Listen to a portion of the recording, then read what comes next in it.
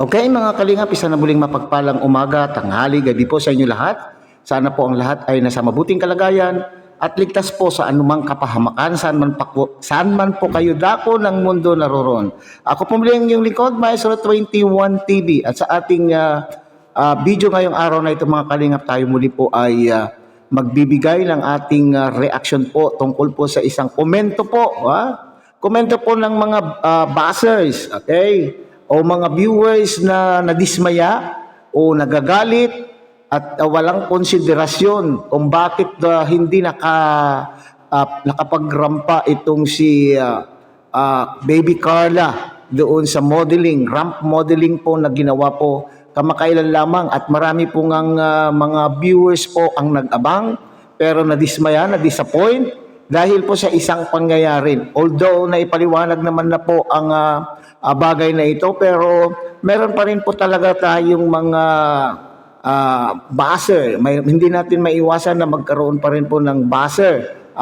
So yan po yung pinakapaksa po ng ating video ngayong araw na ito mga kalingap. So bago po yan, tayo muna po ay magbibigay pugay sa ama at founder po ng Kalingap, Kuya Bal Santos Matubang. At ang kilikin po natin Ate Edna Vlog, Kalingap Rob, Kalingap Dan. At siyempre kung bagong dating lang po kayo sa munting channel na ito, sana po ay inyo rin pong tangkilikin sa pamamagitan po ng pag-like, share, and subscribe, at tuloy pindutin na rin po ang notification bell. At nang sa ganun tayo pa rin po ay magsama-sama at magkita-kita sa susunod pa pong mga reaction videos na ating gagawin. Likewise, may galot shoutout po sa ating mga kasamahan po dyan sa Karepa, Kalingap Reactor Partners, sa pamumuno po yan ng aming presidente, Javier De Leon aka Birador.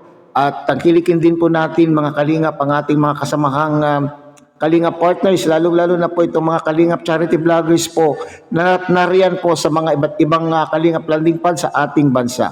Likewise, ganun din po sa inyong mga Kalingap subscribers, solid supporters, and generous sponsors. At siyempre, hindi natin makakaligtaan ang ating mga kapatid po dyan sa Team Siomai ng Kalahi Community at ng buong Kalahi Community. Okay? So, nandyan po sa ating monitor. Nakikita po ninyo yung dalawang komento na ating kinuha. Okay? Bagaman, mayroon din po namang tuwang-tuwa o mayroon din po naman naka-appreciate. May naka-appreciate naman din po yung ginawa po ni Baby Carla, kung saan po ay hindi po niya iniwan sa hospital ang kanya pong pinsan. Na-appreciate po nila yung ginawa na pinili po ni Baby Carla po yung kaanak. So alam po naman natin na itong si Baby Carla mga kalingap ay family-oriented. At siyempre, yung kaanak po niya ay hindi po niya pwedeng baliwalain, lalo na nga po kung ito ganito pong sitwasyon, hindi po ba? Ano ba ang inyo pong pipiliin kung halimbawa man?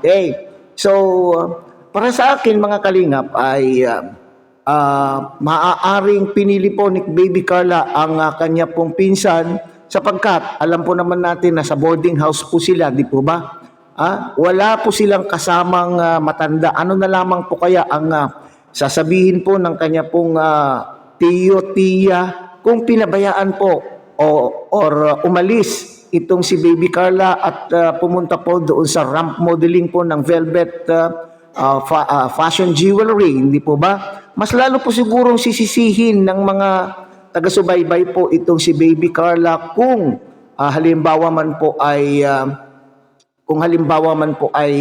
nagtuloy pa rin po itong si Baby Carla sa kanya pong commitment. Hindi naman po sa sinasabing nag-prima donna na po, nagmamalaki. Kasi nakalagay po sa isa po dyan na komento mga kalingap, ito daw pong si Baby Carla natin ay prima donna na, nagmamalaki. Nagmamalaki na raw po siya. Hindi naman po sa nagmamalaki. Siguro ay yung pangyayaring pong yan ay maaring hindi naman po niyang kagustuhan, hindi ba, yung pangyayari. Maaaring sinabi niya muna kay Kalingap Rob ang pangyayari o baka naman po ay pinayagan o nagdesisyon po itong si Kalingap Rob na wag na munang sumali o wag na munang tumuloy itong si Baby Carla at asikasuhin po niya yung kanya pong pinsan. Mas mahalaga po naman po ang buhay kaysa naman po yung ikaw ay nandoon, nagrarampa, ay hindi ka naman po masaya dahil hati po yung iyong focus. Hindi ka makapag-focus pag mga ganyan pong mga ganyan pong sitwasyon, hindi po ba? So, bumalik tayo dun sa sinasabi ng pangalawang komento na nagmamalaki na po itong si Baby Carla. Okay? Para sa akin naman po siguro ay hindi naman po siya nagmamalaki sapagkat noong gabing pong yon ay sumali pa po siya. Okay? Sumali pa po siya sa practice. Dangan nga lamang kasi nataon po talaga na mayroong pong problema. Okay? At saka yung sinasabi naman po nung unang komento mga kalingap, sa tono po ng komento, sinasabing itong si Baby Carla po ay ano tawag yan, bobo. Parang sinasabi po niya dito ay mahina ang kukote po ni Baby Carla. Kasi sinabi po niya doon, kaya po siguro natakot si Baby Carla ay baka may question and answer portion. Ano ka? Sino po kaya ang bobo? Sino po ang mahina ang kukote? Ikaw na nagkomento. Ikaw na nagkomento, sino kaya ang mahina ng kukote? Ikaw o si Baby Carla, mga kalingap? Kasi alam mo naman na yan ay ramp modeling. Bakit magkakaroon po ng question and answer portion? Ano ba yan? Beauty contest? Beaucon ba yan na mayroong talent, mayroong talent portion, mayroong question and answer portion? So, ikaw ang bobo na nagkomento kasi hindi mo alam na ramp modeling, ang skill po lang niya ng ipapakita po dyan ay yung paano lumakad, at ipapakita po yung mga kasuotan po nila at suot po nilang mga jewelry. Kasi nga, velvet fashion jewelry ang kanila pong ipinopromote. So, wag mo naman sabihin na mahina ang kokote o natakot si Baby Carla magpatuloy dahil mahina ang kokote kasi baka kasi daw po siya ay matanong sa question and answer. Naku po naman, pambihira. Nagmalasakit na nga itong tao.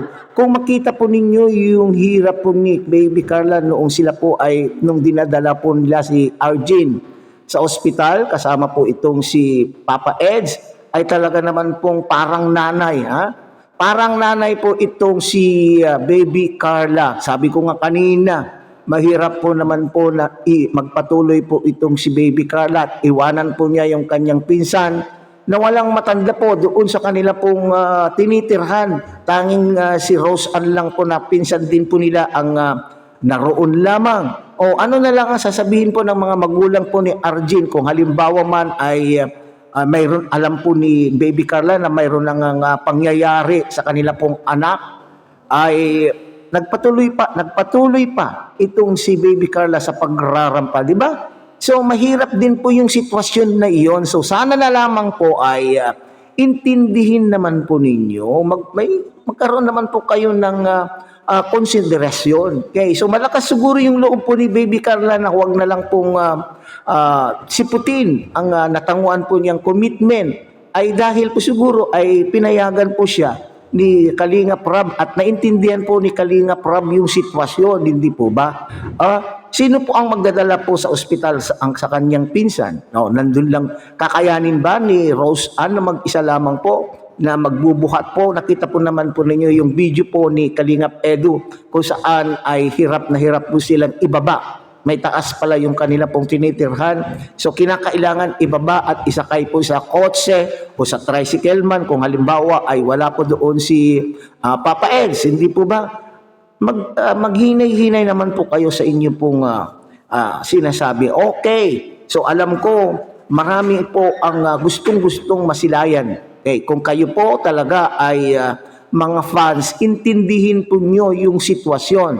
Kasi marami akong nabasa doon sa event, sa live po ni Kuya Bal, noong ini-ere po yung event ay dismayado, o hindi naman po siguro dismayado, kundi sila po ay nalulungkot na hindi po nila nasilayan o hindi po nila nakita po itong si Baby Carla. So, ibig sabihin, marami pong nag-abang. Okay? Maraming nag-abang po sa paglabas po ni Baby Carla, pero itong sitwasyon na itong mga kalingap ay naipaliwanag na po ang dahilan. Naipaliwanag na po ang dahilan. So, sana po ay intindihin po natin.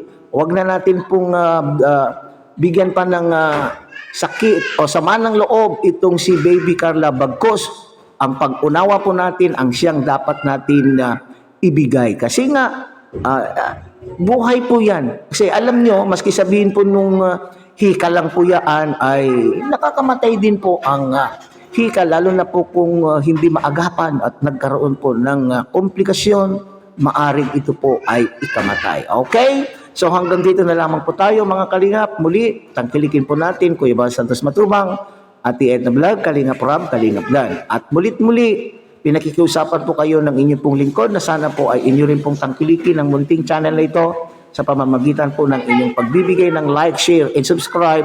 At tuloy, pindutin na rin po ang notification bell at nang sa ganon, tayo pa rin po ay magsama-sama at magkita-kita sa susunod pa pong mga reaction videos na ating gagawin. Muli, isang mapagpalang umaga, tanghali, gabi po sa inyong lahat. Mabuhay po kayo at God bless everyone.